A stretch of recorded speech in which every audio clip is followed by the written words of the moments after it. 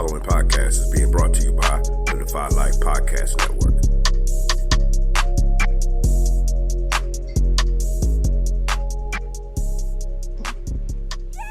Maybe we can still heal you. Why? So you could just lock me up? No. Just bury me in the ocean with my ancestors that jumped from the ships. Because they knew death was better than bondage. Oh, you think darkness is your ally? You merely adopted the dark. I was born in it, molded by it.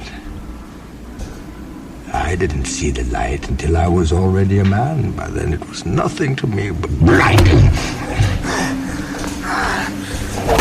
The shadows betray you because they belong to me. In the hell do you think you are? Okay, it's not working out. I'm gonna need the suit back. For how long? Forever. Yeah, let's No, please. Let's have it. You don't understand. Please, this is all I have. I'm nothing without this suit. If you're nothing without this suit, then you shouldn't have it. Okay?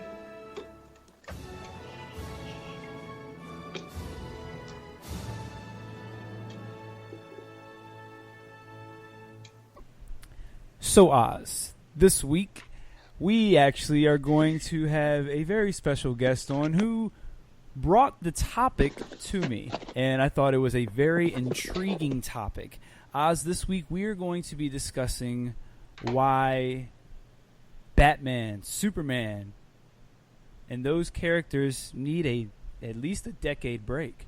Oz, before we get to our guest, what do you think about that premise, and are you excited to dive into this topic? I am. At first, when you first approached that we were going to discuss this on a open mic kind of forum and what the subject matter was, the first initial emotion was anger.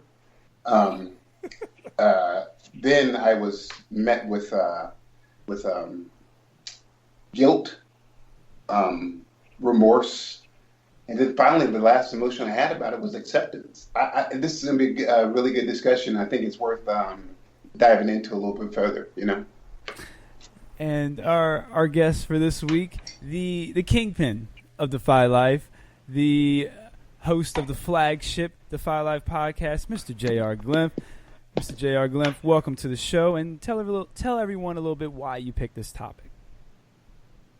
Well, first of all, thanks for having me. It's always good to be amongst the land of the nerds. I need my nerds every now and then. So thank you guys for having me. But yeah, I was just replying to one of your Facebook posts. Throw out a topic and we'll talk about it on the show. So anybody that's ever heard me, I think I was on and discussed. We got into the discussion with Miggs about Marvel versus DC in the movies and how they approach things. And I've always felt that the Superman and Batman and now Joker stories are just becoming so redundant. And it would be good for them to just give them a break for a while. So just put a nice round number on it. I just picked a decade. Just give them a break for a decade. And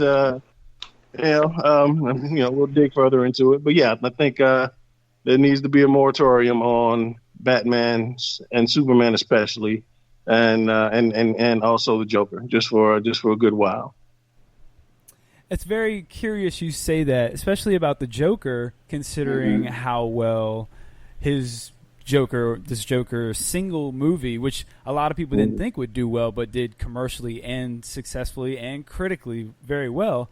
It's very surprising you bring him into the fold with Batman and Superman. Yeah, and I love the Joker movie. So it doesn't mean I didn't like it. I loved it. But that's why I say especially Batman and Superman, but I can see them going down this path with Joker as well, and I just don't want them to do that. So I'll include him into the bunch. I heard that. Okay. Oz, do you have any other characters that you think should also be put into this bubble? Wow. So Jay came up hard with his extreme bias for DC characters for some reason. Man, well, see, they kind of did it with Captain America, where they aged him, and they're going to use the Winter Soldier and Falcon. So that's one from Marvel. I'm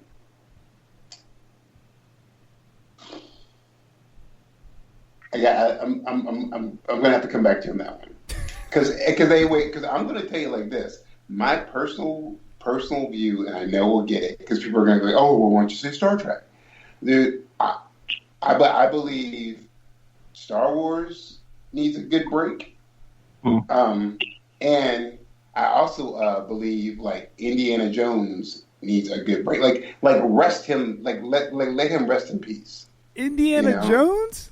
Look, I'm sorry, man. Look, dude, here's my thing about this guy. He was like created out of like Doc Savage, Alex Quartermain to produce Indiana Jones. This great, amazing adventurer, archaeologist, gentleman, that kind of guy. I get it, but dude, like this dude has been through all these things, and like they're not the each one they release. It's not that great. It's kind of worse than the last one they did. So, like, that's a sign that you need to just chill. Okay, if we're going to give Superman, Wonder Woman, and Batman a break, I think we need to just go ahead and, like, throw Indiana Jones in that place, too. And throw Star Wars in there, too, because Lord knows we need a Star Wars break. Oh, you sound like a good old Trekkie talking about throw Star Wars in there, too, but you're not going to throw Star Trek in there. Well, here's my thing. Oh, here we go. Come on. Okay, look, check it out. Do I want to see, like Spock? Do I want to see Captain Kirk? Fuck no, dude. They can go too, man. They all need a break. But look what they're doing with Picard. They gave Picard a break. They literally gave him a 10-year break. And came back with his own series and came back strong. You know? Jay, what do you think about Star Trek and Star Wars? I'd be the least qualified to ask that question because I've seen one Star Trek movie in my lifetime, and that was because it was on a first date way back when, and I was trying to be nice. No, wait. Listen to you, Jay. You decided to go on a first date to impress your first date girl and took her to a Star Trek movie. Because she's a Trekkie. So I was trying. Kudos. Right.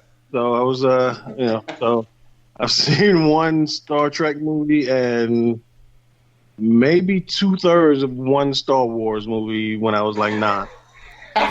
Well, I'll tell you this, Jay. If your date was black, there were more black people between you and your date than there have been in all the Star Wars movies combined so far. Oh wow! Well, yeah, she's black. Okay, it hasn't been more, but there's just been just as many. Now I'm gonna tell you, in light of all this social unrest and getting our props and trying to get some social justice, imagine being in a Star Wars galaxy where there's only like 3 black people. Come on, man. Come on. Yeah, and now they're trying to blackball John Boyega, so it may not be that many. See? Oh, dude, that dude had to cry. He literally had tears and said, I know this is going to destroy my career, but I got to speak. Wow. Well, he'll be good. Yeah, he's fine. Because let me tell you. I forget he's a producer, writer. This cat, and he's white too, so I want to consider him an ally. But like this guy, he said in his Twitter post, he said, I would crawl through broken glass just to have him glance at one of my scripts. I was like, oh, he good, dude. He okay. Oh, yeah, he good. Right. And Jordan Peele already came out and said, yeah, we got you, dude. Don't worry. Jordan Peele, like, listen, man, we've had a role waiting for you. Just come on and sign on the dotted line. Oh, and quiet as kept, man. Everybody's like, oh, Key and Peele, oh God, they're funny. They make me laugh. You chuckle on my belly. Jordan Peele is trying to underground take over on the inside track of stuff, being a director, executive producer on TV and movies, man. So like, you know, it's some stuff, man. As my mama said today when I talked to her, I had to consult her about some stuff. she's just like, this time she feels like it's different.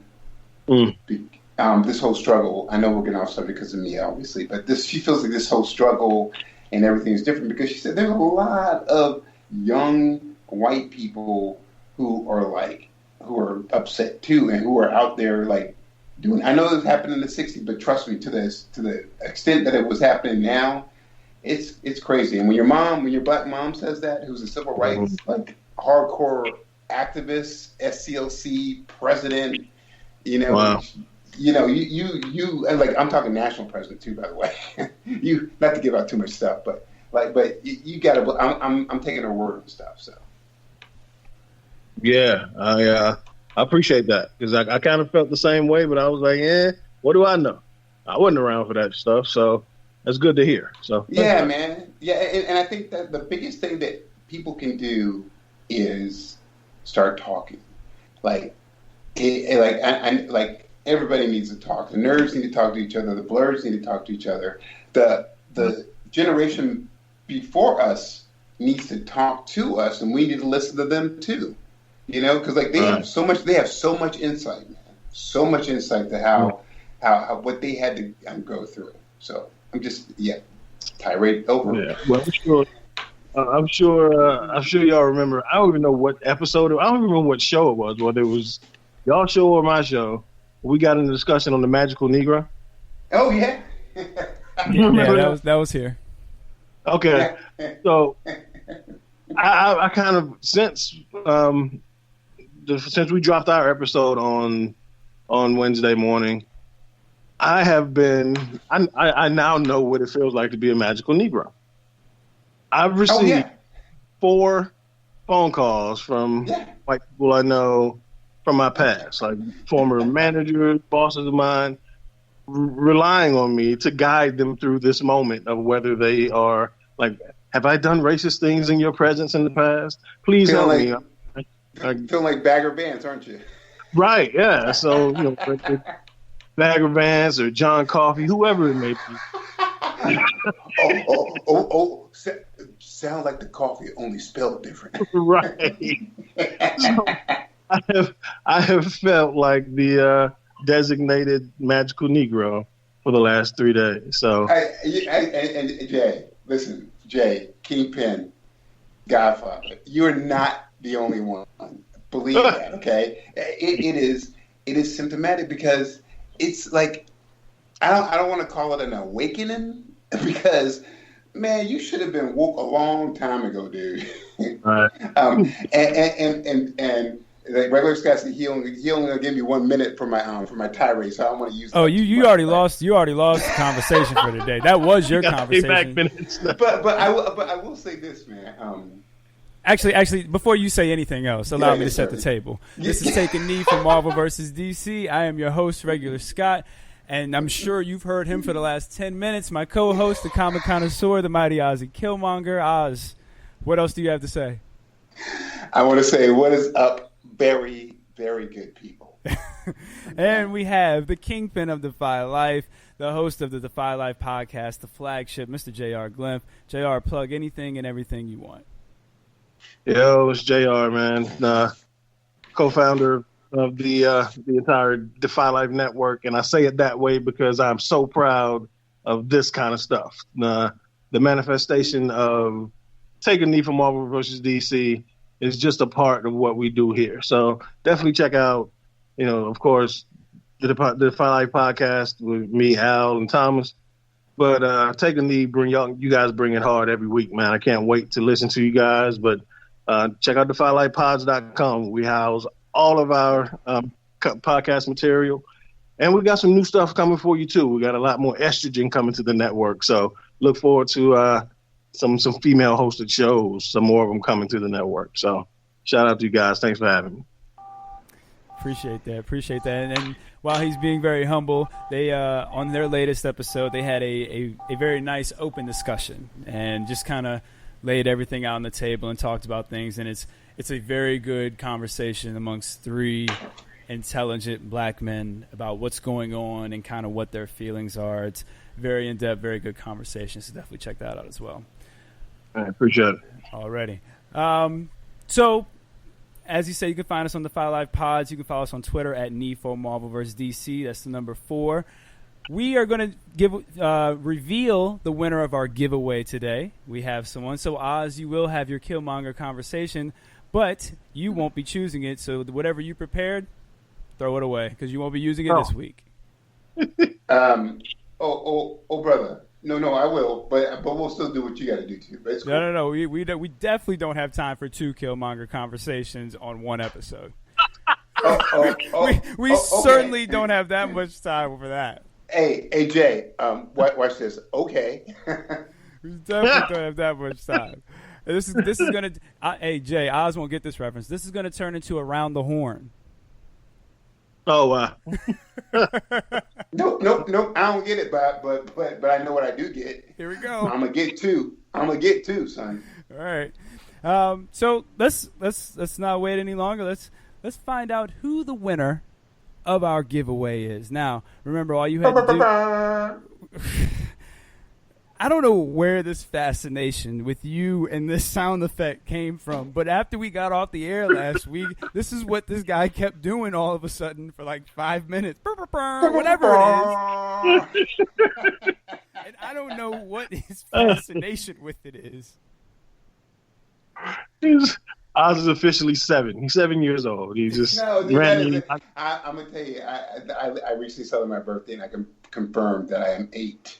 So. Oh, my bad. Sorry. Happy by the way, man. So, fellow Gemini. Our winner who shared the show, and commented on what he wanted Oz's Killmonger conversation to cool. Very cool. is Philip Darnell. On Twitter at WarVinnie, WarVinnie. You did all 3 of those things. You will be receiving a Take a Knee for Marvel vs. DC t-shirt, and there will be a couple extra goodies in there, a couple throwback goodies. There will be a few little surprises in there as well, but congratulations. You have successfully copped yourself the hottest t-shirt out there right now. Yeah, for sure. And, congrats, Philip. And add me on Twitter, too. I need all the followers I can get. So. Oh, I checked his followers. He's not following you. Oh, of course I know. You're not following me, so I know, but come on. Okay, true that. But so here's what Philip wants Oz. Here's what he wants from your Killmonger conversation. Okay. The topic is PC America trying to change already established heroes into PC ones instead of using ones that already are made, just not well known. Dick Grayson is cool. Star Trek is better than Star Wars. And Ozzy and Scott are awesome. Oh, man, Philip, I'm not crying. I'm just chopping up onions right now. So just forgive me for a second. You hit everything that I hold kind of dear. And I was talking to regular Scott about this. I had a conversation with, it's weird. I had a conversation with a couple friends of my wife just this week about this. Yeah, it is completely, I agree with you, it is completely politically correct PC. Now, the problem with being PC and politically correct is, in America, there's only 2 political parties. So that they're established. So that's the problem right there. So you got to see if you're being politically correct for the Democrats, for the Republicans, or what your establishing foundation is for that. And when you are being PC, you're trying to make everybody happy, and that is an awesome recipe to make everybody hate your guts. Okay? So, every time they do that, it's garbage. That is some executive who's sucking down some wheatgrass, hearing Kumbaya, thinking this is how we solve issues. That is not. That is how you get, the basement boys upset and irritated and in a tirade on Twitter, and nothing gets done. Philip, you're absolutely correct. There are so many characters out there that are not white and that aren't white males that we can start examining. And by the way, if you think that there aren't, make some characters yourself. That's how things happen. It wasn't Stan Lee, Jack Kirby, Stan Lee, Bob Kane, they were just people just going, yeah, everything's cool. They were like, yo, I want to see this. This is what needs to be represented. We have the same capacity and stuff too. So yeah, Philip, you're absolutely right. There are so many characters out there that we can delve into, but people are scared and they're going, well, I'm investing this, which rightly so. They're saying, I'm investing this much money into this, and I want to make this money back or double the money. So basically, what you got in Hollywood is a straight up gambling system. It is gambling at its finest. So why don't you take a gamble on some unknown stuff? You got nothing to lose. So and you think you're going to lose your money on the movies? Movie theaters are out. You'll get your money in DVDs. So Philip, you're right. That's what Ozzy feels about that. All right, nice, Ozzy. With 2 minutes to go as well, very, very impressive. Jay, do you have a rebuttal to that? I pretty much agree. I think I agree. I think the only challenge with that is that a lot of I can understand why they do it, because so many of the established and more followed and more engaging characters are white male characters. So it is a gamble to start from scratch with a new character when there's already some kind of establishment there. But I do agree that it's an easy way to piss everybody off. So I would prefer just establishing new characters or even characters that are under-established and give them a different platform. But yeah, I agree, Oz, that changing characters just for the sake of changing and trying to satisfy everyone is an easy way to piss everybody off. Yeah, and here I want to try and get some actual hardcore evidence for people. People are like, oh, I don't want to see a black cowboy. Who wants to see that? Django Unchained was like a hit. Mm-hmm. You know what I'm saying, dude? So don't. No one has any excuse. It's the 21st century. No one has any excuse not to try something. All right. Oh my God, they think how much money they sunk into turds when they could have sunk a third of that money into something and be like, oh shit, I made three, instead of sinking all my money into this turd with Nicolas Cage or whoever the latest fad is, make 3 movies, and if one does super well and the other 2 do okay, you still made all your money back. What did Nicolas Cage do to you? Oh man, that cat. Why you bring that guy into it? His last few movies have been pretty good. Oh what? Wait, Mandy was pretty good. Okay, dude. But you didn't like Mandy? Time out. No, I'm asking. I appreciate. Yes, I did. I appreciate it. And I appreciate Nicholas. But we know if someone said, "Here's a script I just found floating down the stream," Nicolas Cage was like, "How much is involved in this?" Cool. We can't knock him for that. Dude, remember, these are our opinions. You love Nicolas Cage. I mean, you still didn't tell me. I'm just asking why you bring that man into it. Out of all the people, you bring Nicolas into it. That man is sitting at home, not bothering nobody, and now all of a sudden, his nose started quivering because somebody talking about him. Hey, Jay, he was just like, man, I used to love taking knee from Marvel versus DC. What's wrong with him? Yeah. Nick, you still my boy and everything, dude. You can still come up for coffee. You know how we do. But that was an example. I could use any. Okay, here we go. Robert De Niro. I'll use anybody, dude. What's up?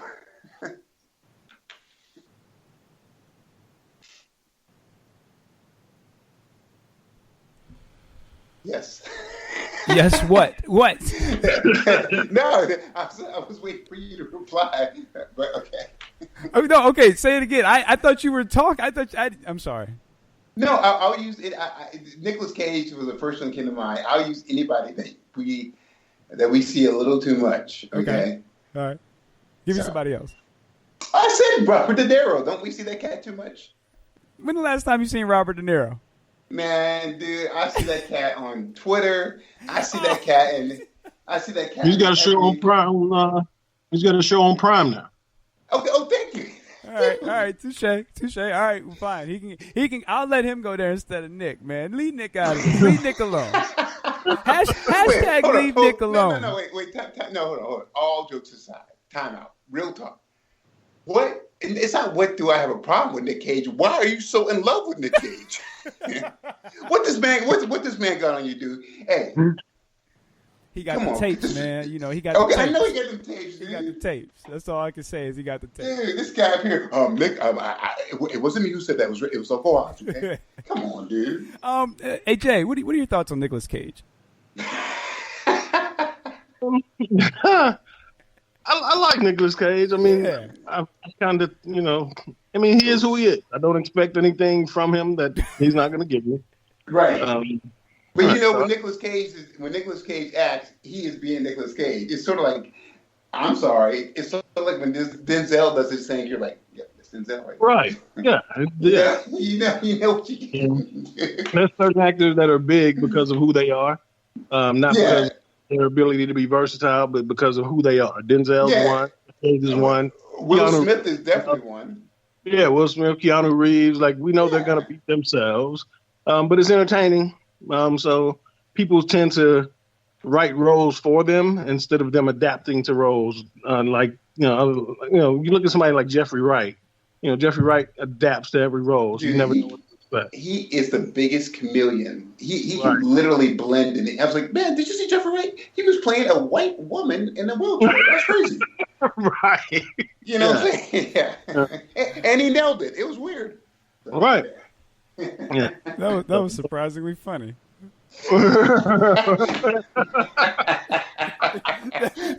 that was pretty good. You genuinely had me cracking up over here. That was a good one. All right. Yeah, what an intro. Let's get to the news tidbits. Oh, actually, I do have one quick shout out for my man JD. We did a blackout for our podcast. Shout out to you, JD. You did a great job with that. Showdown Pro Wrestling Podcast. Cheap plug. Check us out. Shout out to you as well, JD. Did a great job with that. Shout out, JD. Yeah, shout out, JD, man. Let's get to the news tidbit. Oh, Jay, actually, I do want you to promote that article by Meg Berry. Oh, wow. The Dear White People article? Yes. Mm-hmm. That was amazing.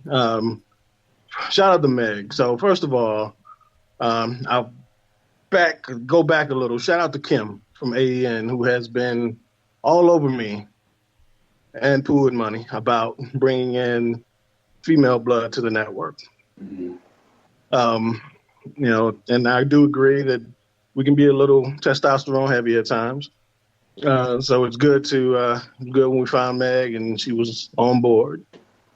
And just from reading the stuff on her, her own blog, I knew she'd be a good fit. And the Dear White People article is a prime example of what we say when we describe an ally, and someone who's fearless and not just being non-racist, but being anti-racist. Mm-hmm. There's a difference. Mm-hmm. And to be open and fearless. That was a fearless article to me. And she literally broke down the episode of Amy Cooper calling the police on on her distant cousin who she didn't know. Mm-hmm. No, right. You know what I'm saying? They both have the same last name, and she woke up. She woke up going, I did not think this shit was going to happen like this. Right. Yeah, but it goes to show that even unintentionally, the most friendly seeming white person can do the most damage in the midst of it. Absolutely. But I always say the most damaging enemy you can have is one that thinks they're your ally. That's right. Because on a day-to-day basis, I'm sure Miss Cooper doesn't operate on this, on the level of, calling people the N-word and spitting in their faces. She doesn't operate like that. She thinks, I'm not biased against black people. And Jay? in her day-to-day operation, she probably not. Jay, she got it. She has money. And I promise you, she donated to Obama and Hillary. Right. Exactly. You know, and she thinks that, you know, that the Cosby Show is still a good show to watch. You know, all the you say, but she has no other black people who are above her, I bet, in where she works at or where she lives too. That's the thing. That's the thing. Like in New York, she probably got, you know, it's probably a black doorman at her building, and who she speaks to every day. Every day, ask him about his family. Yeah, and that's her black friend. Who she said, "Hey, I have black friends." I gave him a Starbucks gift card for Christmas. Right, exactly. So. Yeah, all that. And so to her, she's and you know, she's benign basically. But that switch that was, and you can see it in the video when that switch. She's fully aware of her privilege and her power. And she's fully aware of what can happen when police are provoked to, you know, to attack, as she put it, an African American man. That was her mace, dude. That was her mace. Right.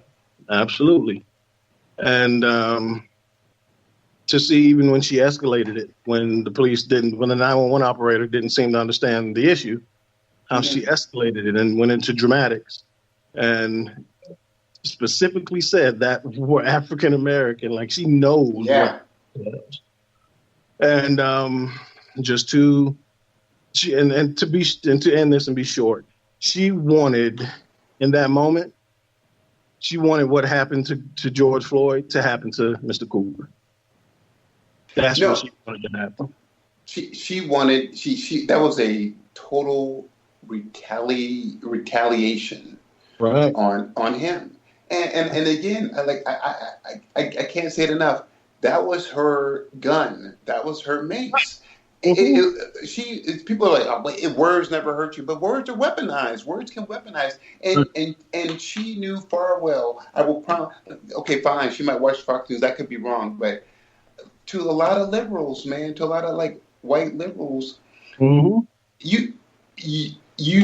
think you're not doing harm, and you think you're just being benign, but somewhere in the corner of your mind, you know what these words will do. You know what will happen if this happens here. Absolutely. You know, and I'm gonna have to jump in right here. This is we'll have to save this for another conversation because we got nerd stuff to talk about. Yeah. We got some nerd stuff to talk about. Yeah. Well, hold on, but see, this is the thing. And I told you, Regular Scott, before, and I keep saying it. It's all interconnected. We got nerd stuff to talk about, but Mr. Cooper was the biggest blurred in the world. He used to work for Marvel. He was a comic book writer. That doesn't make him the biggest blurred in the world, but I get your point. Dude, all right, let's get to the news tidbits. News tidbits. This dude watches birds every day. He's a fucking nerd, man. Okay. All right. First bit of news: Ryan Gosling is rumored to be starring in the Wolfman reboot. Well, I know, dude. Jay, what do you know about the Wolfman? I don't know a lot about the Wolfman, but speaking of actors who are them in every role they play, Ryan Gosling is going to be Ryan Gosling playing the Wolfman. Dude, Jay, do you really think he's Ryan Gosling in everything he does? The older he gets, yes. Okay. And Crazy Stupid Love was like the epitome of Ryan Gosling turning into Ryan Gosling in every film he's in. Did you see Blade Runner? Yeah. Okay. And I like it's nothing. He's not just because he's not a method actor. It doesn't mean it's not a bad thing. But he's becoming the cool, hip guy who's, is quirky and has always, witty comebacks. That's Ryan Gosling. Some might say he might become Nick Cage. Oh, yeah. Ryan Cage. Ryan Cage. Listen. Nick Gosling. Nah, I don't have a problem with the Ryan Gosling, but you got to leave Nick alone. This dude, I done hit the trigger. Oh, trigger warning. Trigger warning. You got hashtag leave Nick alone, man. This dude was like, yo, man, ever since I watched Ghost Rider. Nah, not even that big of a Ghost Rider guy. Ever since I watched National Treasure. Arizona. It was National Treasure for this dude. He won't raise in Arizona for that cat or Fear and Loathing in Las Vegas. It was National Treasure for him. Gone in 60 seconds. Gone in 60 seconds. Face Off. Face Off is good too. Face Off is solid too. I know. He was great in Kick Ass. Oh, wow. Dude, of course he was. Yeah, Kick Ass 2, right? No, Kick Ass 1. Kick Ass 1. Yes. Yeah. I mean, like I said, I ain't hating on Nick. How we get back on Nicolas Cage, man? I thought we was gonna leave that man alone. Hey, dude, up to his resume. I ain't mess with Francis Ford. Was it Francis Ford Coppola or whatever's nephew? I ain't messing with that cat, dude. All right. He legacy, man. I ain't messing with that dude. All right. Well, leave him alone. Hercules is rumored to be making his MCU debut in an upcoming Marvel Studios project. So the question becomes, what Marvel Studio? So clearly this is saying that he's not going to have a solo film. What movie do you guys think he could potentially show up in? Dude. He's got no choice but to be in either a Hulk or a Thor. Well, Hulk's not going to have a solo movie. Okay, well then he has no choice but to be in a Thor thing. That's what I was going to say, Thor as well. Okay. Be Fat Thor? I'm sorry? Will it be Fat Thor or is Thor back in shape? See? I think Thor will be back in shape.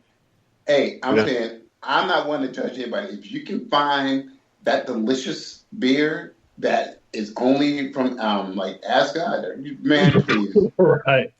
I drink that. Less filling, tastes great. It's fine.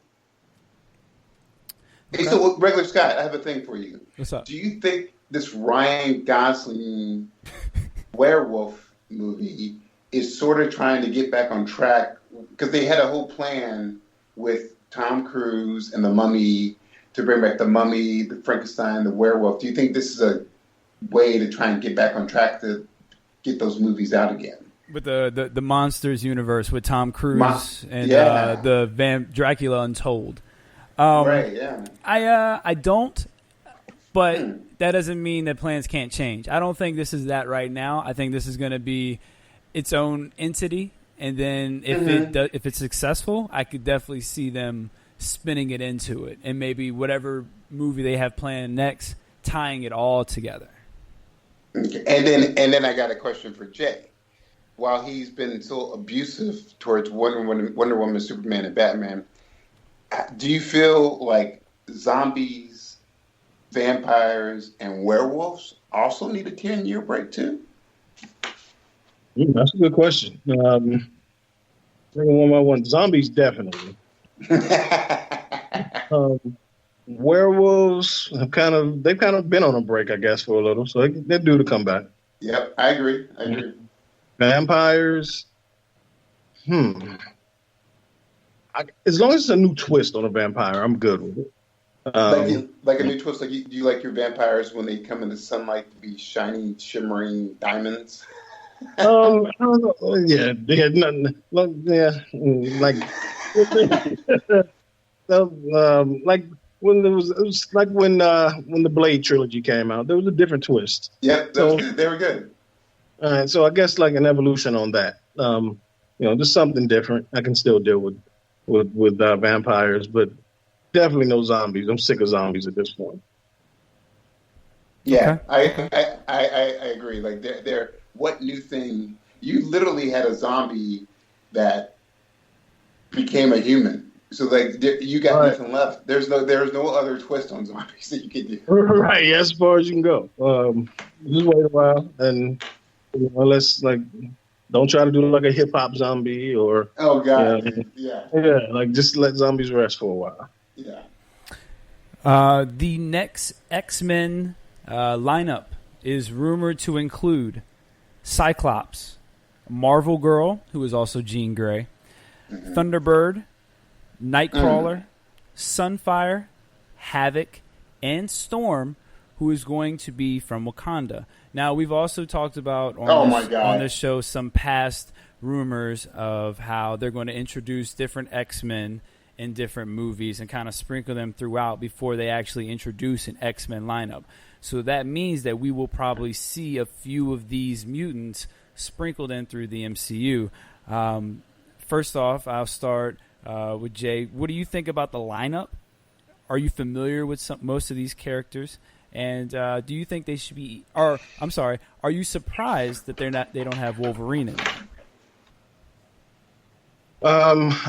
Yes. First of all, I am familiar with most of them, pretty much all of them, and I'm excited with that lineup. I think again, Marvel does a great job of not just introducing new characters, but building storylines and telling backstories. I'm a huge Nightcrawler fan, so I love it.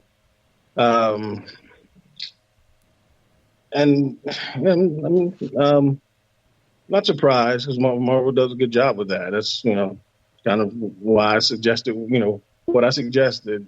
I think there's so many mutants and so many of them have cool superpowers and cool backstories that I think it's easy for people to latch onto, especially the casual fan who doesn't really care if it sticks to the script of all the comics. They just like to see cool shit on camera. So I'm excited. Oz? Yeah, I am too.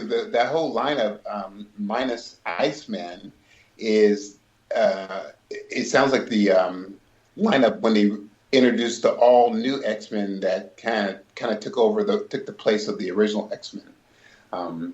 Especially when they said Thunderbird, and I get that. Still being very multicultural as the original intent, German, Native American, Apache, Kenyan, but now they're saying Wakandan. And then two Americans. But no, I'm excited about that. I wonder if they're going to introduce in some form of the other Krakoa, that storyline. But yeah, I'm excited. So the other part of and I'm cool with no Wolverine as well. Oh, I'm sorry. Go ahead, Jay. Oh, sorry. I'm cool with no Wolverine. He can take a break as well. Yeah, I figured he would come up in our conversation later when we hit the Marvel characters. Now, here's the other part of that potential spoiler. It goes on to read, and this is a big spoiler, so I'm going to play the spoiler alert sound effect, because this could be a big one. Now, Kevin Feige wants an all-new approach to it, so he's going to focus on this team as really a set of kids and students joining them, and this is kind of training on the job.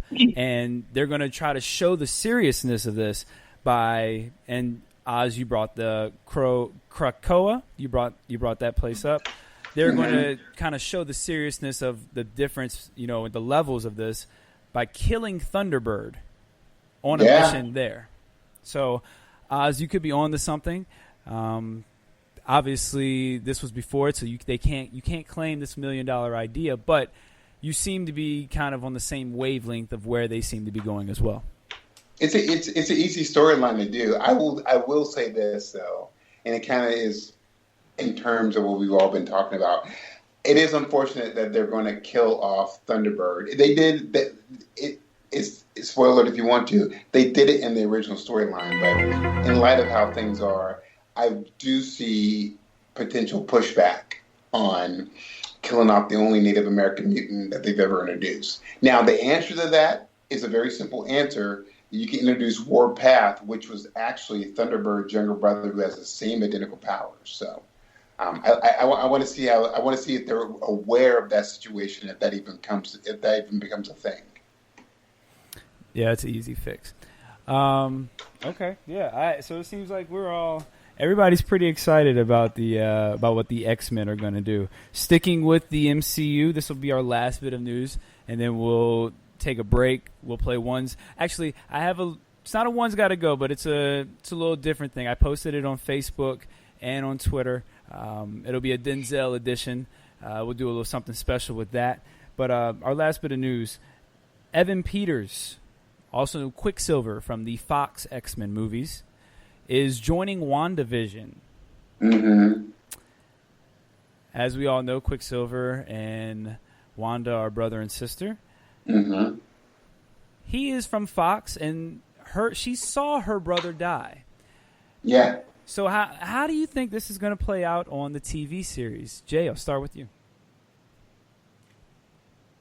He'll probably be a damn zombie. or a werewolf. Or werewolf, like, yeah.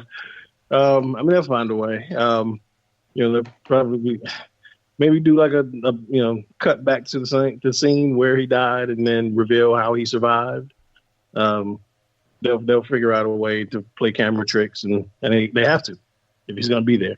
I don't feel good about it. I'm not really fond of bringing folks back to life, even if they are superheroes. So I know they'll figure out a way. Oz? Seems a very easy fix. Introduce him as opposed to the other Quicksilver who died. This whole WandaVision, there's a lot of speculation towards it, but it feels like it's about a simulation of a bunch of alternate universes. So it's bring him in, and when you bring him in, you're actually introducing mutants from the Sony universe, which might be an easy answer to get these guys out. So yeah, I can see how they can introduce this guy. I don't think he's going to be introduced as a character that's going to keep showing up.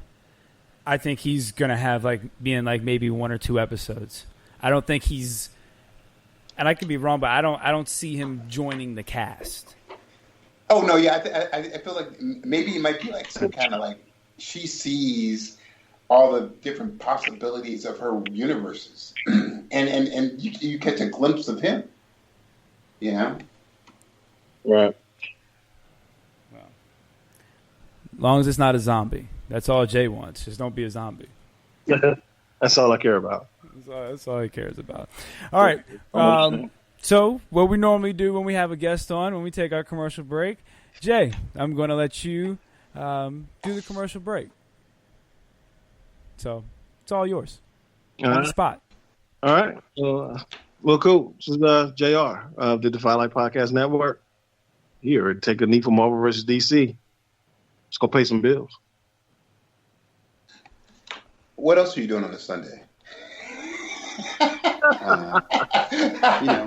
What you doing on a Sunday? All right. Let me pay the commercial. This is Defy Life. Oh, hey, Jay, Uncle Oz said he loved the beat, too. He said he loved the beat on the intro music. Yours. Oh, that beat is dope, dude. On the Defy Life show? Yeah. Oh yeah. Yeah, that's a dope beat. I love Welcome to that the Defy Life Podcast. Join guy online I JR, found Thomas, and gave it to me Al for as free. they take on topics in sports, politics, current events, family, and more. Insightful, hilarious, always unique. New episode every Wednesday. Powered by the Defy Life Podcast Network. Listen at DefyLifePods.com and everywhere else your favorite podcasts are available. If you're not rocking with Defy Life, what's your life about? Yeah, we did that. We just talked through that whole commercial. Oh, really? I didn't even realize it. See, Jay, amateur. That's what I'm talking about. Do amateur hour with regular Scott every time, dude. Hey, look, on the bright side, I never even had to stop recording. Yeah, this dude, man. This dude. See, this is what I'm saying, man. I need to talk to you, Jay, when we get off this, because this guy, he just hits the record button, don't edit, just lets it fly. I'm like, come on, man, put some finesse in this thing, dude. Yeah, no time for edit. This guy's defense. Editing is a crazy beast. I hate editing. Oh, it's the worst. Hey, look, we raw here. Ain't no editing. You better not say something you don't want recorded. Right. Hey, look. That's why I keep defending Nicolas Cage. He got the tapes, I know, man. Dude, now I feel bad. I can't even take it back now. Yeah. He got the tapes, man. All right. Oh. So I, my man Denzel, he is. It's a two-way tie between him and Leonardo DiCaprio. Those are my two favorite actors. But it's Black Lives Matter. So Denzel edition. Who would win in a fight? We know the answer to that. Oh, Denzel is piecing Leo. Dude, he would do in anything. Swords, hand to hand. Denzel is killing that dude. Yeah. Hey, look, but let's not. Hey, don't be sleeping on Leo though. Leo takes craft serious. I'm sure he's had some training in during the Inception Man, I ain't movies. say Leonardo versus Mark Ruffalo. I'm talking about Leonardo versus Denzel, dude. Mark Okay. Hey, and then now you taking shots at Mark Ruffalo. Why you taking shots at Mark Ruffalo? What'd he do? Man, dude. All right. I could have said Benedict Cumberbatch, Well, but I'm saying, dude, come on. Well, really quickly then, he was a fight between Mark Ruffalo and Nick Cage. Mark Ruffalo is killing Cage. Really? You think so? That dude. No, I'm sorry. Nick is killing right now. Yeah, Nick is eating that, literally eating Mark Ruffalo. You know that dude is insane. And Mark, wait, can we talk about this? Hold on. Mark ain't even trying to fight. And Mark is trying to talk to this dude, and Nicholas is literally eating his ear. You know, Right. So. All right, so here's 16. Okay, 16 Denzel Washington movies. You can pick 4. The rest are gone. Jesus. Wow. Okay, here are the 16 movies. Devil in a Blue Dress. No, not that one. Sorry, you can keep that one. Inside Man, Training Day, Flight, American Gangster, The Equalizer, Man on Fire, Deja Vu, The Hurricane, oh my gosh, John Q, Crimson Tide, He Got Game, Malcolm X, The Manchurian Candidate, Glory, Remember the Titans, Antoine Fisher. Oh, it's a wrap, dude. You keep 4, the rest were never created. Oh yeah, let him guess first, because I'm done, dude. I know my setup already. Yeah, I'm ready. Okay, what we got? Who wants to go first? And I'll just for full disclosure, I did not answer this question on when you asked it on the book because this was hard. But luckily, I did take note when I saw it, and I finally worked my way down to 4. So damn you, Scott, this was hard work. So my 4 are He Got Game, Malcolm X, Remember the Titans, and Antoine Fisher. Dude, that's beautiful.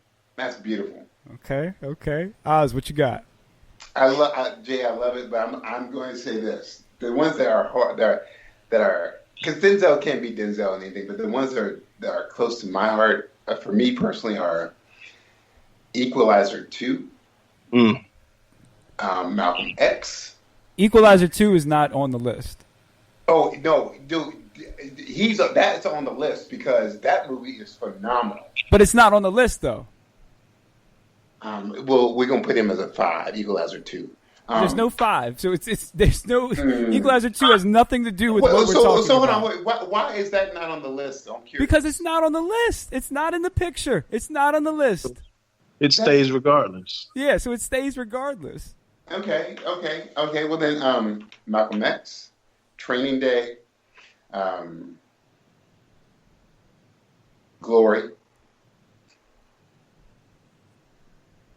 Oz always trying to make his own rules. No, man, dude. Why don't you just keep the Equalizer then? Hold up. I don't like the Equalizer as much as I like the Equalizer 2, though. Well, there is no Equalizer 2 if you don't keep the Equalizer. Okay, well then, see, now we're splitting hairs. But so, okay, Glory, Malcolm X, Training Day. Man, Antoine Fisher was good, but I'm gonna say Equalizer so we can keep our Equalizer franchise. Okay, all right. I got Remember the Titans, Training Day, American Gangster, and He Got Game. Hey, now look, He Got Game is so beautiful. You know, I'm a basketball guy, so that was almost too hard to pass up. And like, man, it's got the so it has literally everything for whoever you are. If you don't like that movie, you're a hater. Because if you like sports, it's got basketball. It's Spike Lee. It's got Denzel, Mila Jovovich. Was it Jovanovic? Djokovic, yeah, dude. It's got Rosario Dawson, Ray Allen. Dude, it's got shout out to Jesus Shuttlesworth. Jesus, right? Jesus Shuttlesworth, dude. Hey, did you decide what school you're going to? That's the thing, dude. So that was deep. Now, Jay, tell me why Antoine Fisher sticks out for you. It's funny. That was about to be the first thing I said was, I read the book and I fell in love with the book and the entire story of Antoine Fisher, the real Antoine Fisher. And it was great to see Denzel in the movie. But I had such an attachment to the book that when the movie came out, it'll remain in my top whatever Denzel has done. Nice. True that. And you know what? Here's the thing, though. While we're talking about this, listen, Oz, you kind of touched on it by bringing up Equalizer 2. Like one of my favorite. It's not nowhere near one of his best, but one of my favorite Denzel Washington movies is The Book of Eli. Oh, great. Dude. Like, I love The Book of Eli, and that's not even on the list. Like, he's got so many classics. Yeah, but dude, and also, is Hurricane on the fucking list? The Hurricane was on the list. Yeah, now that one. So, I mean, we could spend a whole episode just talking about Denzel and his movies. Like, so for me, Hurricane, just bringing that up, man, I didn't even know Bob Dylan wrote a song about Hurricane back in the day. I didn't either.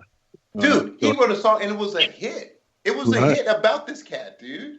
And then I watched the interview because his quote unquote adopted son who got him out, his son practices law in Canada. Yeah. And they had an interview, and I'll never forget that interview. Because his son believes in law and order.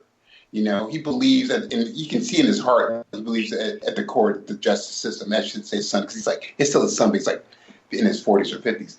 But Hurricane was like, yeah, me and my son have differences of agreements on that because I believe that the police can be a force for bad, and good too. So that's the Hurricane. Denzel in his own way is like, I was going to say a national treasure, but he is a force to be reckoned with. More than Morgan Freeman to me, personally. So. Yeah, I'm with all that. The teardrop from Glory, dude. Training Day, when you're like, oh, Denzel, whoa, damn, Denzel's an asshole, but this is amazing, Yeah, true that. Yeah. Okay, so it's good talk. Let's get to our main topic, the main topic of conversation, and I also just quick little recap of the episode. We had our first. Or not our first, but we had a nice giveaway today this is our first giveaway for our new line of T-shirts, our new design that we have. So, Philip, you are definitely going to enjoy that T-shirt. And all we ask when you get your T-shirt, take a picture, tag us, put it on Twitter, let us know you got it. Philip Darnell, the winner of our giveaway, you'll be receiving a T-shirt and a couple other goodies, so that'll be on the way. It's going down in the DMs. There you go, Oz. Damn good question, too. Oh, and follow Uncle Oz. I think he lost like 5 Twitter followers. He needs to get back to double digits. Yeah, I lost 7, but I'm not counting. There you go. So he counted though. Back to the main topic.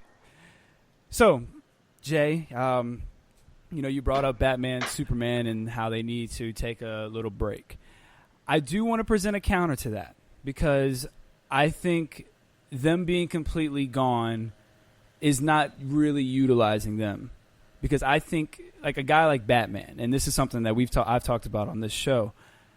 I think Batman can be a great mentor. Not Batman. I'm sorry, Bruce Wayne could be a great mentor, and could be kind of the splinter to a nice group of Bat family that you can introduce and kind of spring off on their own. But I think they need that name value of Bruce Wayne to get the eyes on the product. I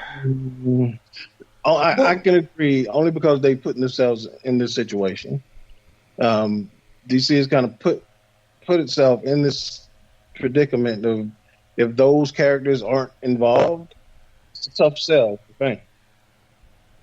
So I get it. So I could deal with a cameo from Bruce Wayne. I could deal with it. Yeah.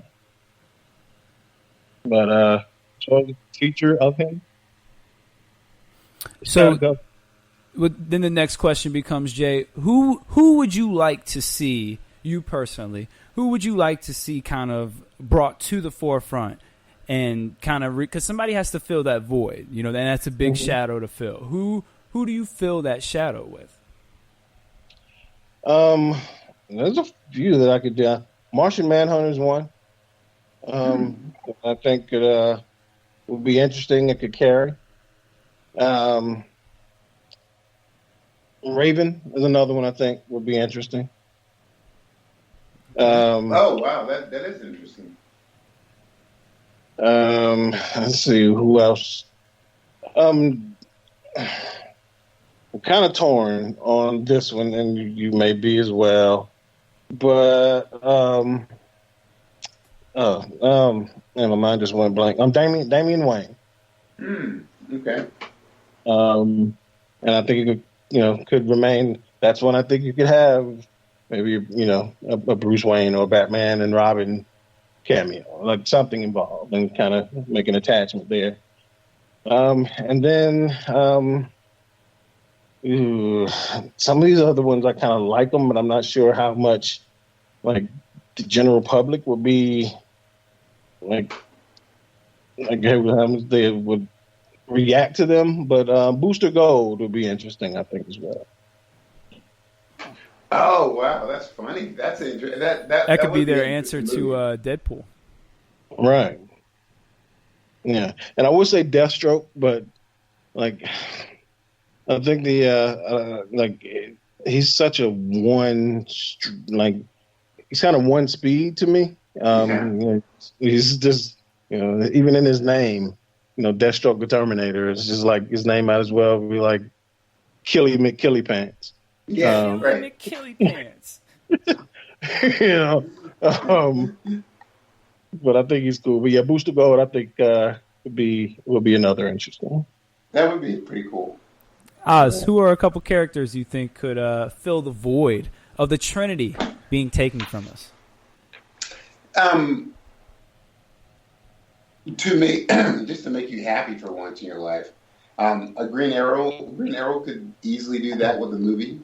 I think we could. There is a ton, like not bow-legged weirdo running Flash, but like a good Barry Allen Flash movie too could work.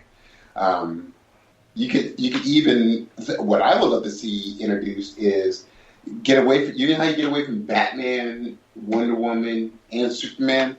Introduce the Justice Society of America. Because there was no Batman, Wonder Woman, Superman, and those, but they were old like World War II heroes and stuff like that. There's and I will say one more time, if I don't say it enough, DC has in its grasp. They want to do some weirdo movie, like that's not really comic booky, but still on some weird stuff. Zombie is still the best book I have probably read, besides like Watchmen in a long time. The storyline's relatable to people.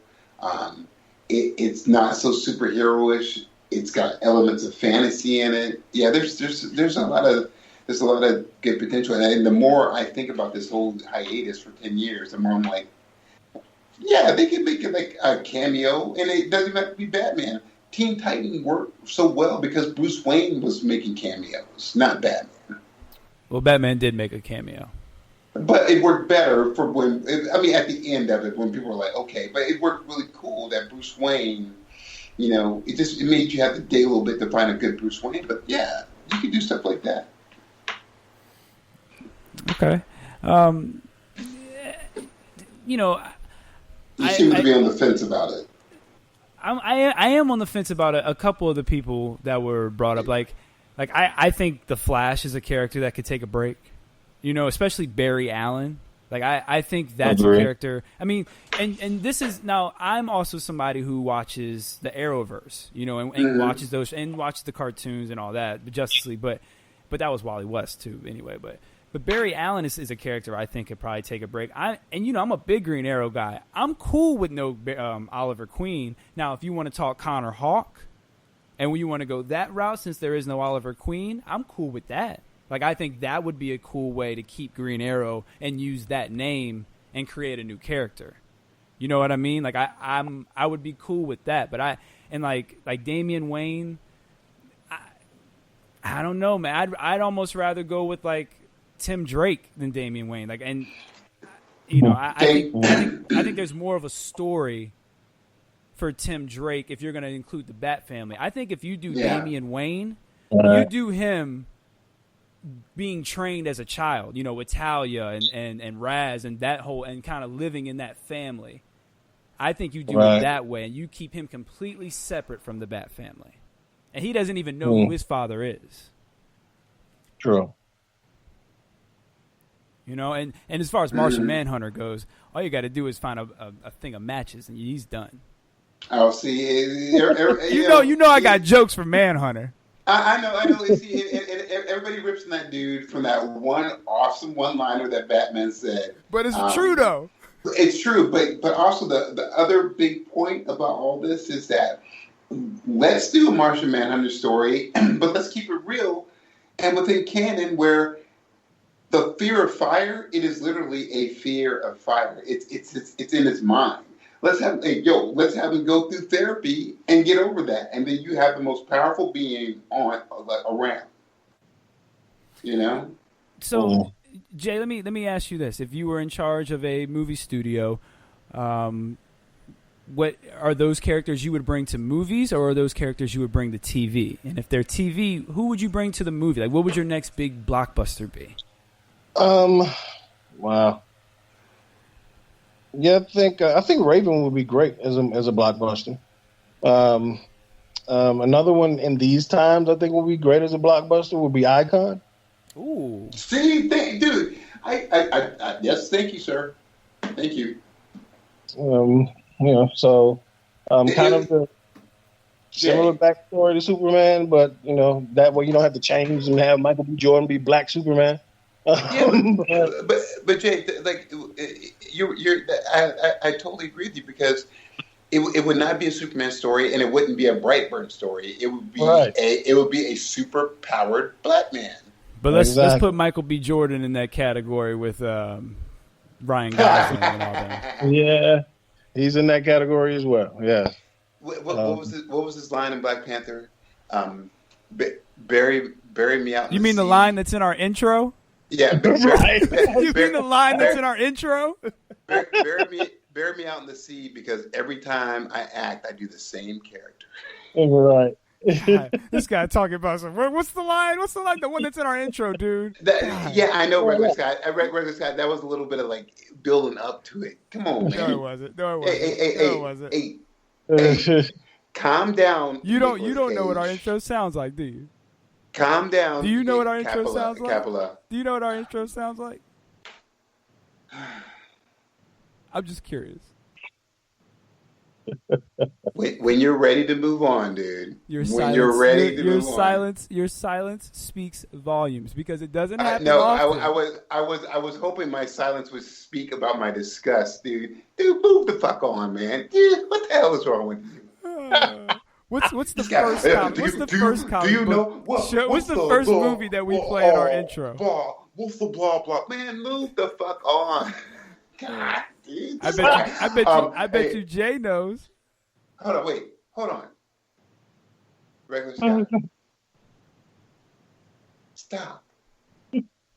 Your shit is like, dude.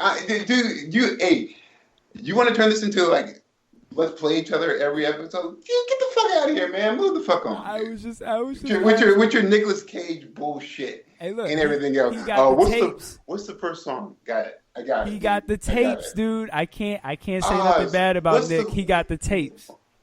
You don't even know the first Metrodome of our song, man. Shut the hell up. I can't say nothing bad about Nicholas. He got the tapes. I know you can say something bad about anything else.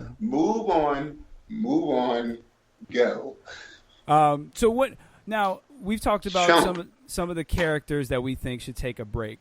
What about the Marvel universe? We mentioned Wolverine earlier. What other Marvel characters do we think we could put into that same category? Iron Man was due. Iron Man was definitely due for a break. I don't think there's any room or any way they can, like you said, Hulk's not going to have his own movie, especially anytime soon. So he could take a break. You said Wolverine. Wolverine. Yeah. Professor X. Yeah, Professor X. And I think. And Magneto, by the way. Oh, definitely. Both of them. They're kind of attached at the hip. Yeah. And this may just be me personally. I would have loved to have seen Beast have his own movie, but before it was when Kelsey Grammer was Beast still. I would have loved to seen it then. The younger Hank, I'm not a big fan of, so he can go through as far as I'm concerned. Well, he's just a genius. Not even a mutant. The young Hank is literally just a genius with big hands and big feet, which apparently every woman or some dudes might love. But Beast did not turn into an interesting character until he took that serum and he turned into Blue Fairy Beast. And by the way, Beast really, to me, didn't become interesting until he got into the Avengers. Right. Yeah, it's true. I agree. Yeah, that some of the best stories I can think of or just best moments was Beast being part of the Avengers, saying I need a break from Xavier, So, and I think there was at that point, I think it was the perfect dichotomy of his being, at that point, just the stress on him as far as being a genius, but also, of course, a beast. I think that kind of showed more prevalent later, in his story. Like the younger Hank, especially in the movies, it's just so one line, Yeah. I'm like, dude, you're not hideous. There ain't nothing beastly about you. But I'll tell you, it took a while for me as an adult to figure out, I'm like, holy shit. Literally soak it in. He is like one of the top 10 smartest people on the planet. But a mutant, furry blue, in a sea of superhero, majority white people. The mutant prejudice shit was still around, and he still had to deal with that while saving the universe and the galaxy all the time. That was really crazy, and he purposely did it to say, hey, mutants can't participate in this. So that's been his story forever, and people just don't. I think people have really not paid attention to that part of him, Yeah, I agree. So how do you do an X-Men movie without Professor X, though? But there's plenty of them, man, because there's a whole arc where Xavier said, all right, I got my legs back. I'm going to Shi'ar and having sex with by the way, the Empress of a whole galaxy. I'm like, you deserve it. Go do that.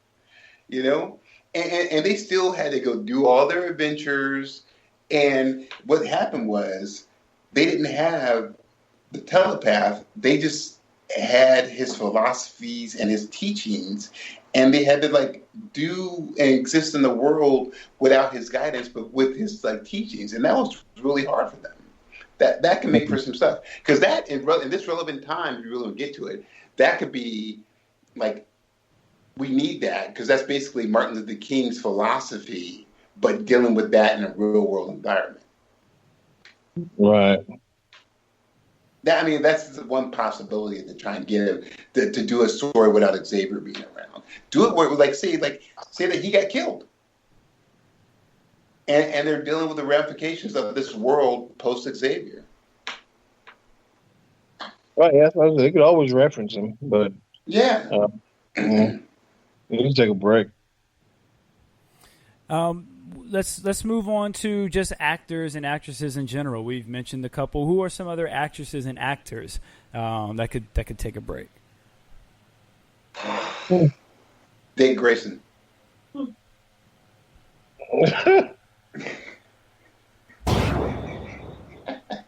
Hey Jay, so you hear the silence now, don't you? I don't want to say anything that's going to upset you again. So I'm going to let you have it for the rest of the show. You got it. No. I don't want to upset you. You were very upset a minute ago, and I hate that I hurt your feelings. So I won't upset you the rest of the show. No. I was upset, but I say in these trying times, we need to bring truth to power, man. So I was speaking truth to power, bro. Okay. And like I said, you got it. I don't want to hurt your feelings anymore because you don't know our intro. I won't bring it up again. No. It's cool. It's cool. I just say it, but once again, I got to be the angry black man on the show. Hey, okay. Listen, you're not gonna flip this on the half white guy in this show either. I will, because this is a perfect talking about your half white privilege. I'm letting you have it. I'm being the bigger man. Okay.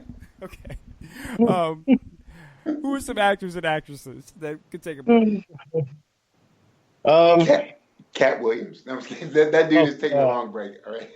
Well, Kevin Hart needs to take a break. Man, please. Yes. Can you put Kanye in there too? Kanye can take a break. And as much as I hate to say it right now, Idris Elba could take a break. Yeah, dude. Yo, man. Blessings upon blessings that you and your wife survived Corona and COVID-19. But I don't care, dude. Right. Do you know how he survived that? It was a very I sometimes am amazed about how he did this. He survived it because he's rich, dude. He's what? He's rich. He had money to survive. Oh, exactly. Yeah. Yeah, dude, I don't care. Dude. I'm like, okay, but we're doing fine. Yeah, I know you are. Yeah. Dude. Yeah. All right.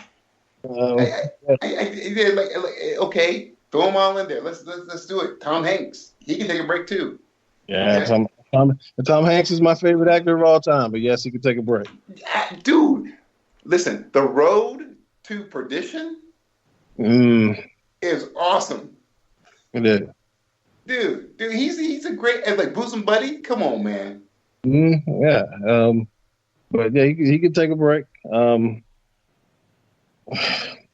Rock could take a break at this point. Dwayne Johnson. Yes, dude. Yes. Kanye. The Rock.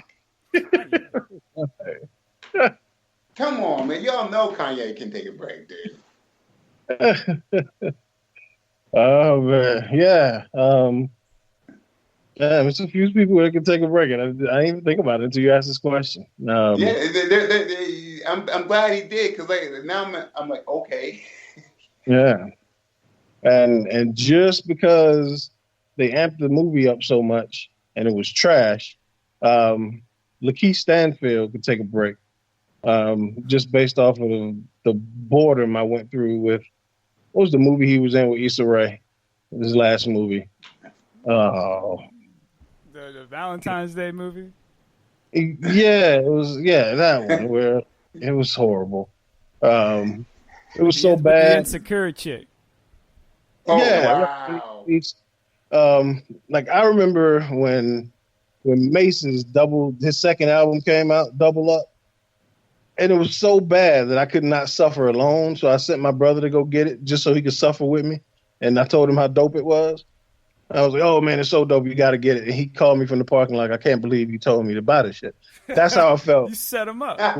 Right, I set him up. That's how I felt with that movie.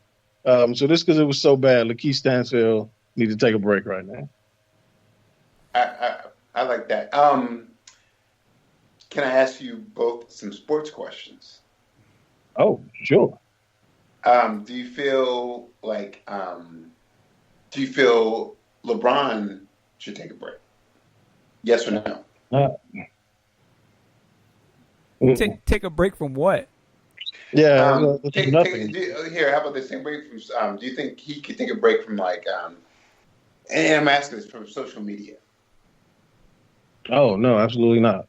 Yeah, dude, literally, this cat was called out on a major network show, and said, basically, Negro, shut up and keep dribbling.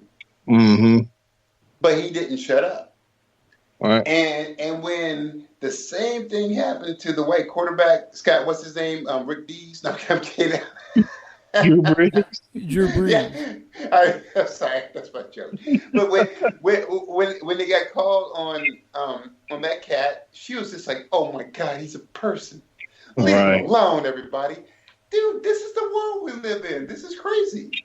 Right, but that even though we know, a lot of that is just the script that they have to stick to. I get it, but millionaires protecting billionaires. Right. And especially on that network.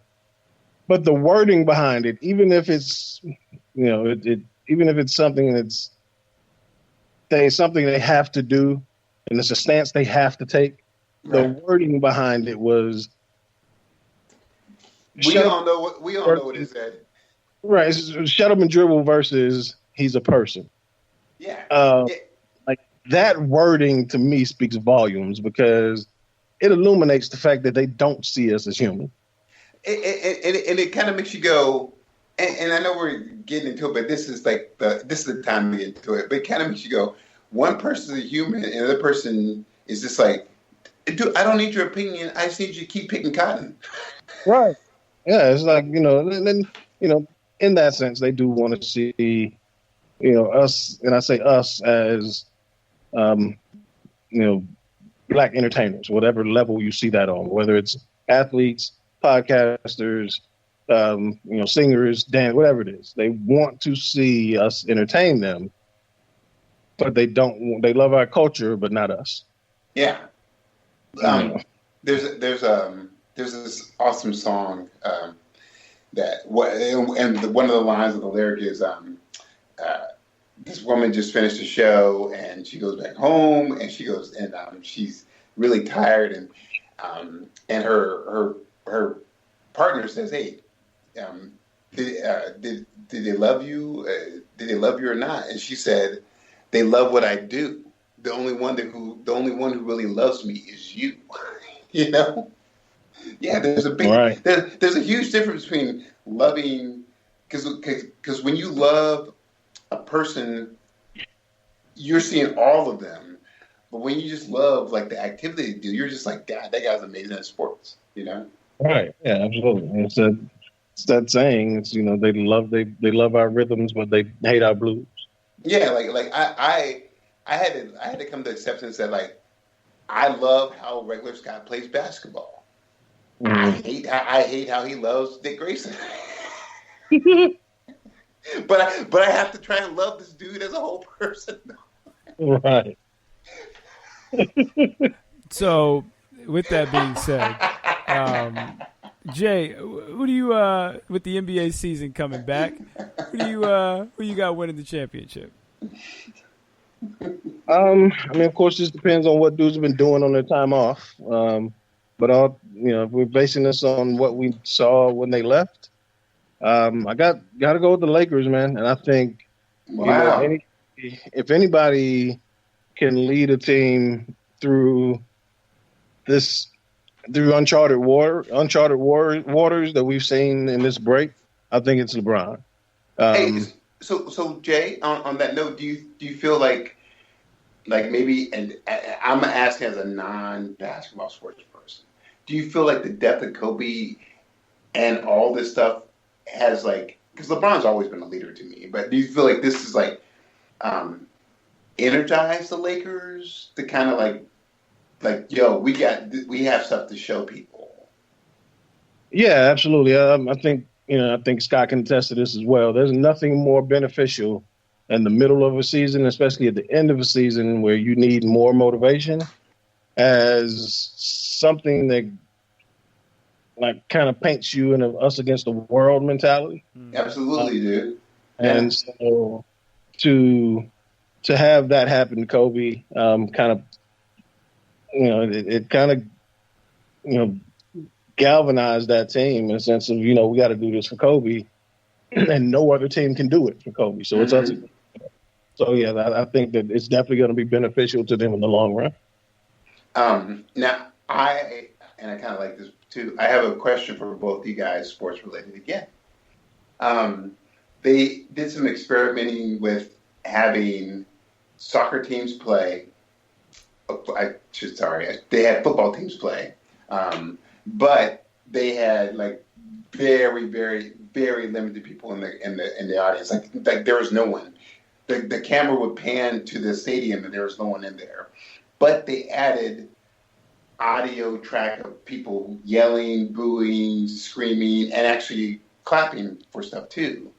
Do you feel like that might be the future of sports, or do you think that will play well in the NBA too, and NFL, or do you think that's an isolated, just strictly football thing?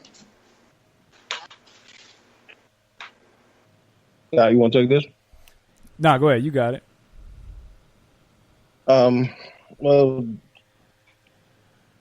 as far as like no people being in the crowd, I think it's going to be difficult for them to like splice in crowd noise.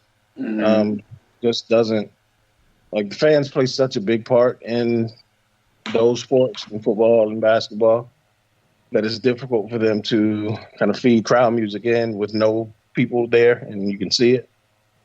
I think where they could benefit the most from, excuse me, and I talked about this on the Defy Life show, is this is a good opportunity for leagues to experiment with advertising. And if there's nobody in the stands, it's a good opportunity to paint the seats, have tarp, whatever, build, boards behind the goalposts, whatever that may be. Experiment with advertising and bring in new streams of revenue, because you're losing that revenue with the fans. And then when fans do come back, you can still kind of intertwine the two. So I think it's a good opportunity for them to experiment as leagues, and also evolve the world of advertising. That's smart. Okay. So when it comes to that, I think basketball and all these sports leagues should probably take a note from wrestling. So far, wrestling has used some of their lower talent that's not on TV and put them in the crowd. I think basketball teams could do that with like trainers, manager, like, all those personnel. I'm sure, all those personnel you have on the bench, just have them be the crowd. Have them just have a good time. Sit in the crowd behind the bench and have that be your cheering section. And I'm sure like the families are probably going to be there too, so you can spread everyone out in a nice arena, keep them in their section. And I think there's a way you can do it. Wrestling has also incorporated hockey glass to kind of separate the performers from the audience. So I think that's another thing you could incorporate some way into a sports venue, because obviously they're probably not going to go to their normal huge arenas. They're going to probably do smaller venues, I would think, because I don't think you want to film empty seats.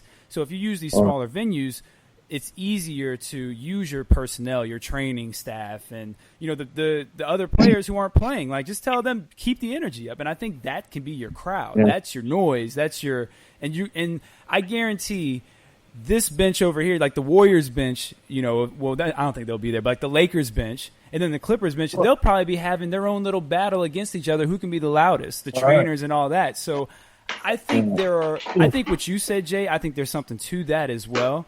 But as far as creating the noise, I think there's a lot of different ways that they can create noise without having to simulate anything. I think soccer's different because you have to play in those big arenas. So you're not going to be able to get noise with these trainers and stuff. So that's different. But I think with basketball, I think there's opportunities there. Like, football is a different story. I think they're going to be in the same boat as soccer.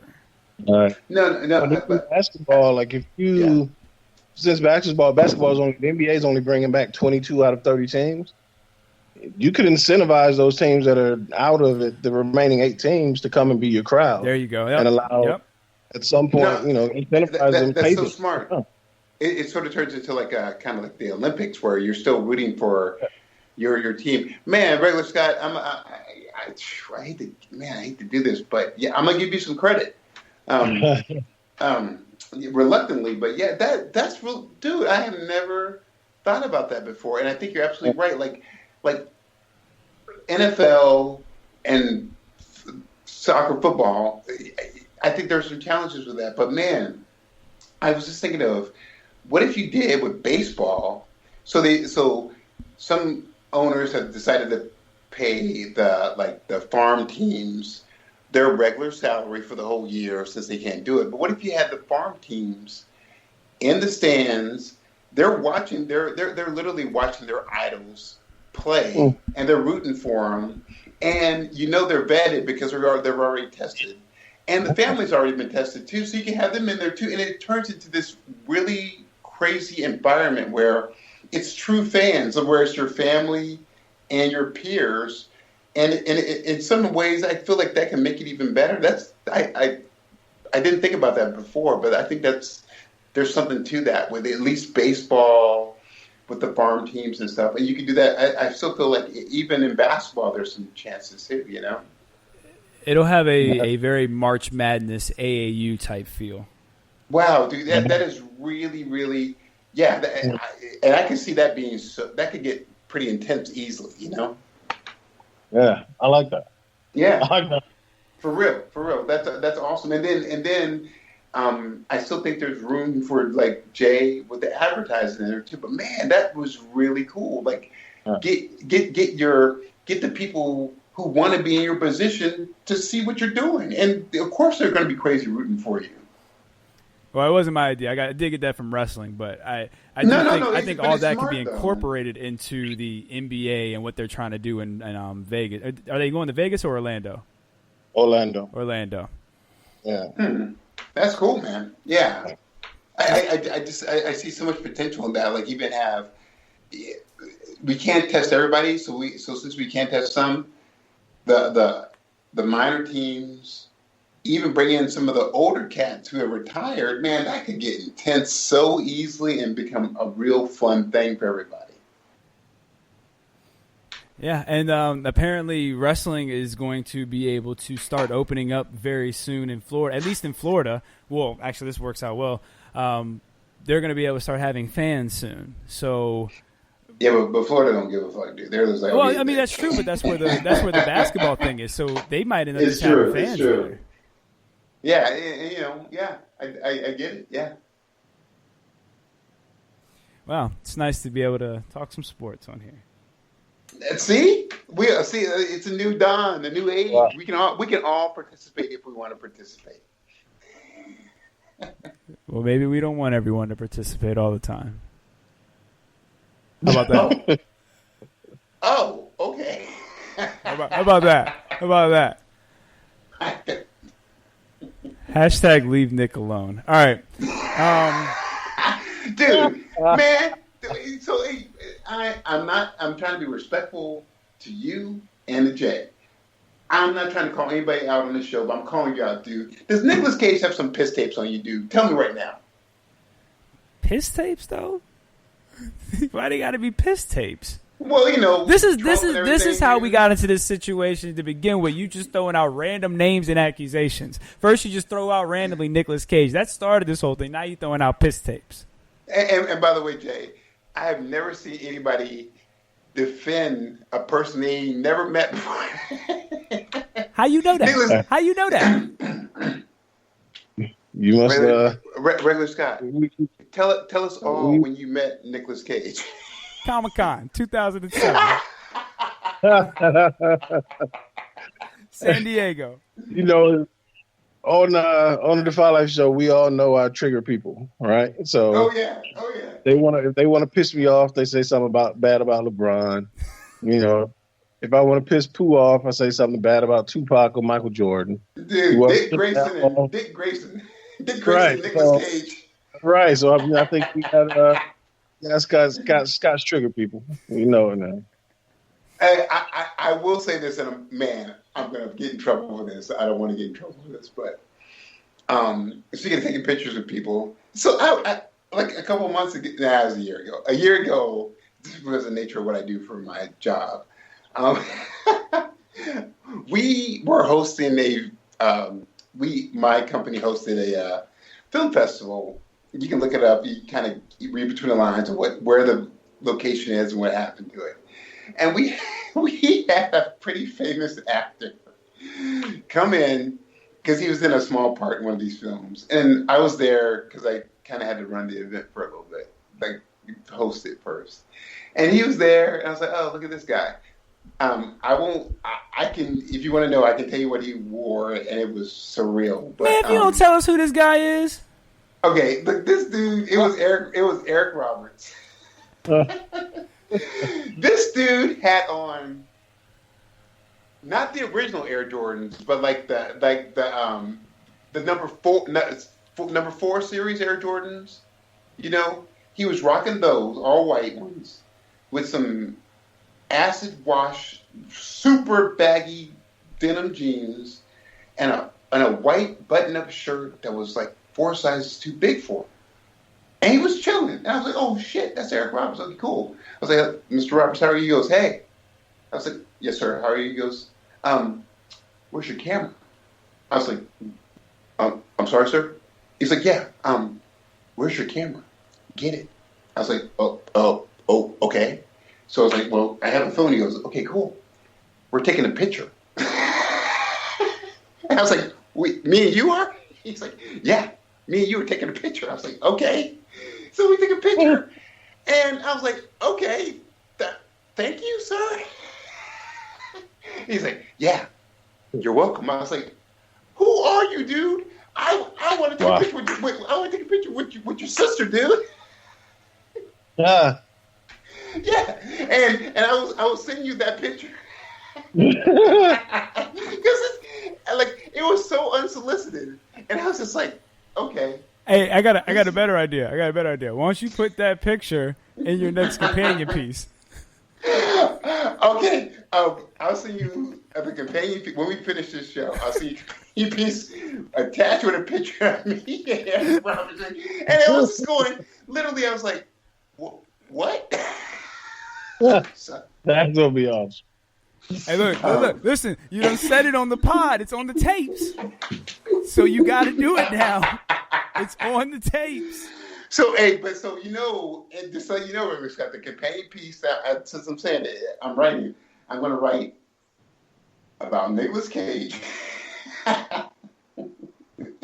with a little blurb about Eric Roberts and attach a picture of me and Eric Roberts. Okay, that's what's happening, all right? All right, that's fine. Whatever you need to do. Last thing, and then we're gonna wrap this bad boy up because this has been a hell of a conversation. Name one actor and actress that you would like to, because we talked about a bunch of actors and actresses who should be removed and kind of take a break. Who are some that we should be bringing to the forefront in their place? Eric Roberts, dude. Yeah.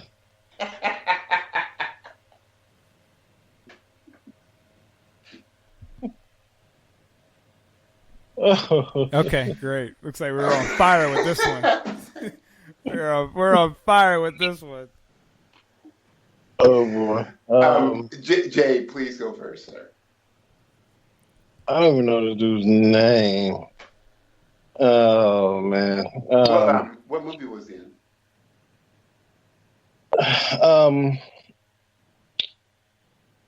What was the name of the movie on Netflix where he was in Oh man, every movie I'm thinking about, I can't remember. He was in. There was a movie on Netflix recently about a guy who's worked in a family who was in the barbecue business, and he wanted to go into the wine business. Holy damn, Netflix!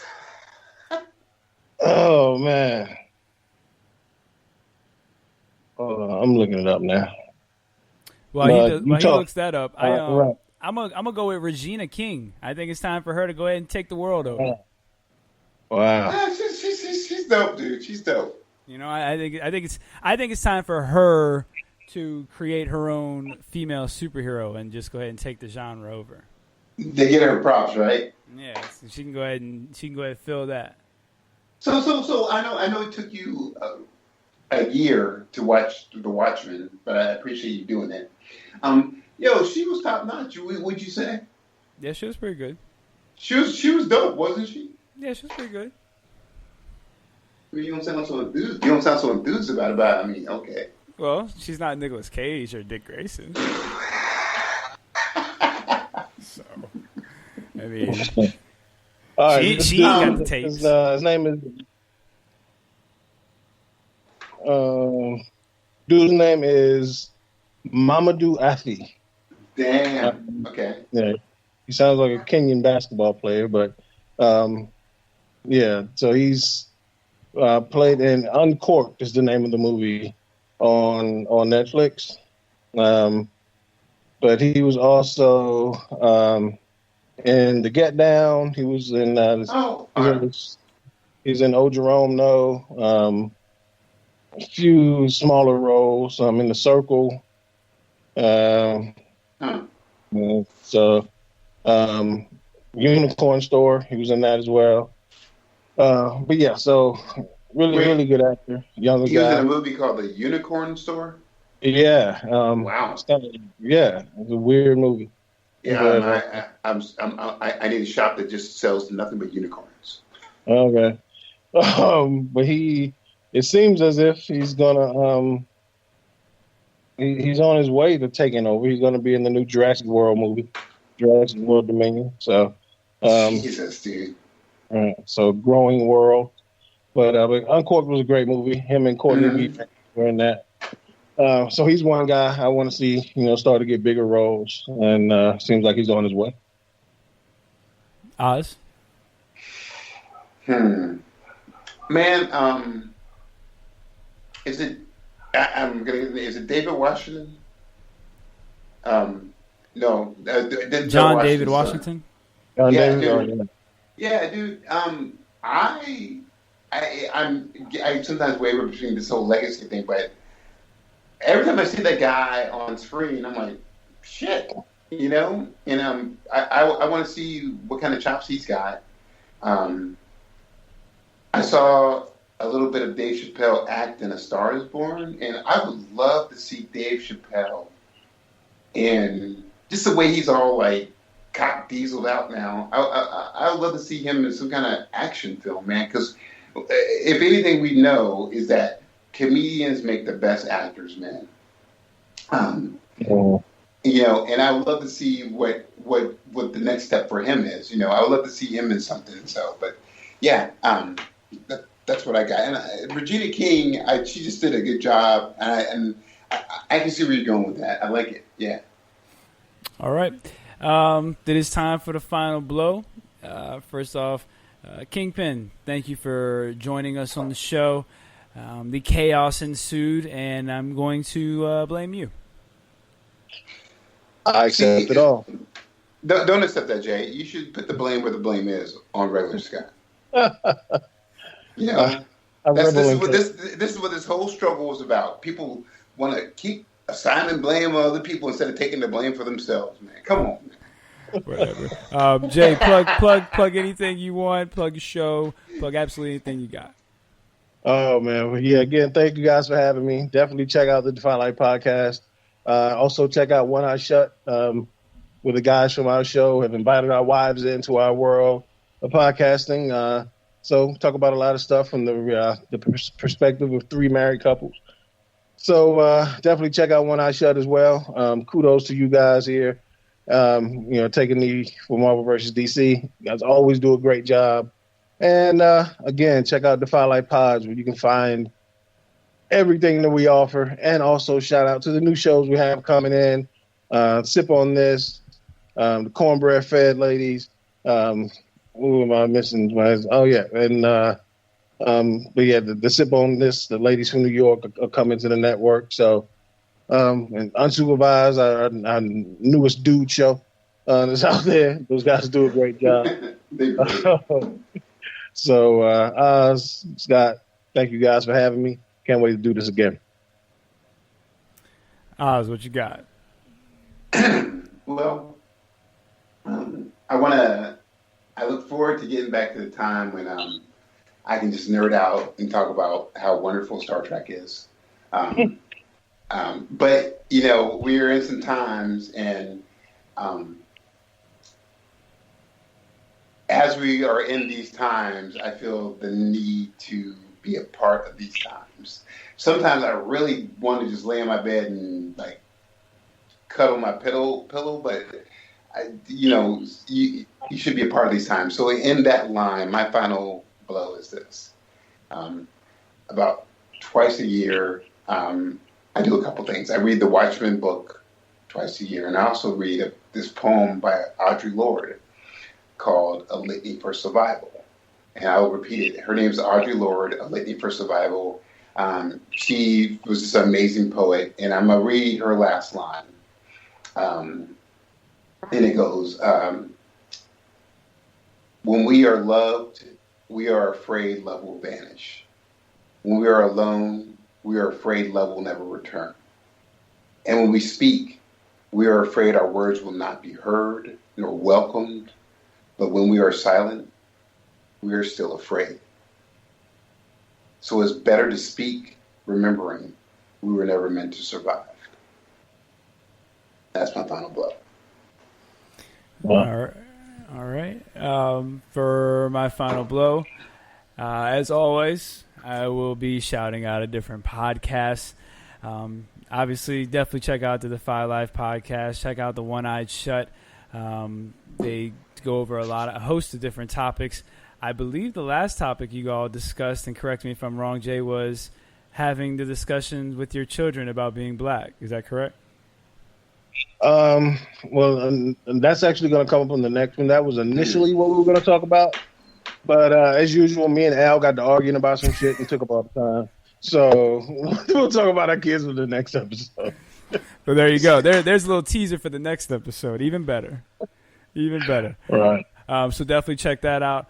A new podcast that I checked out was the Fortress of Fandom podcast. You can find that on iTunes and anywhere. And the particular episode I listened to, he had a guest on. That was actually someone that was a part of the Facebook fan page. So that was really cool to hear him interact with them. The host does a very good job. They talk about a variety of different things. The Snyder Cut was the topic of conversation, and they are very optimistic. It's refreshing to hear optimistic DC fans. So it's a very good listen. The Fortress of Fandom podcast. Make sure you check those guys out. Check out the Defy Life podcast. Uncle Oz's Killmonger Conversations will be back next week in full force. Full force. Isn't that right, Oz? If regular Scott lets me. There we go. That's more like it. And y'all have a good time, because we're going to have a good time until we talk to y'all next time. Peace. Peace. What you doing on a Sunday? Now,